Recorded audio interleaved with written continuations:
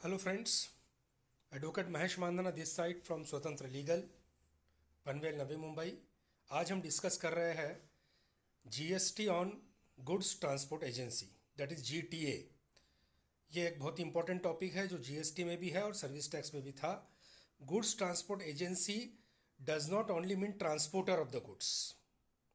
GTA वो आदमी है who provides you the services in relation to transportation of goods। यहाँ पर मैंने जो वर्ड बोला है in relation to, this is very important. He provides you the services in relation to transportation of the goods, plus he must issue you a consignment note.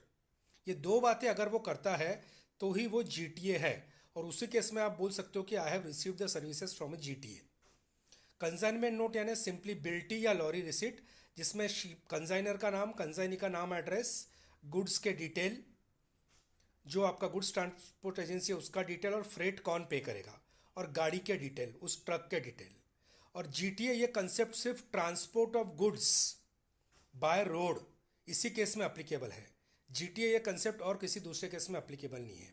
Number 2, GTA आपको सिर्फ transportation of goods की ही services देगा ऐसा ज़रूरी नहीं है।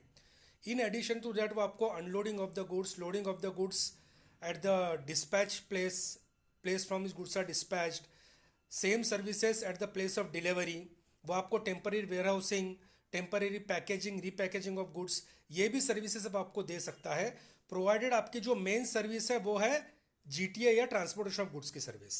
इसके साथ में अगर वो आपको एंसिलरी सर्विसेज दे रहा है, so all those services will be treated as a GTA services. This is very important point.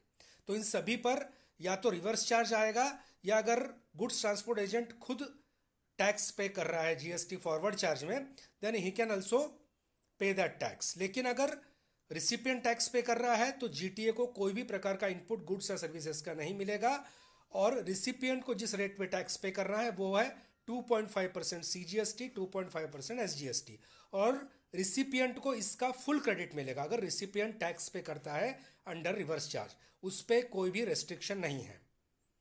इस बारे में हम और डिटेल में इंफॉर्मेशन लाएंगे अपने अगले वीडियो में।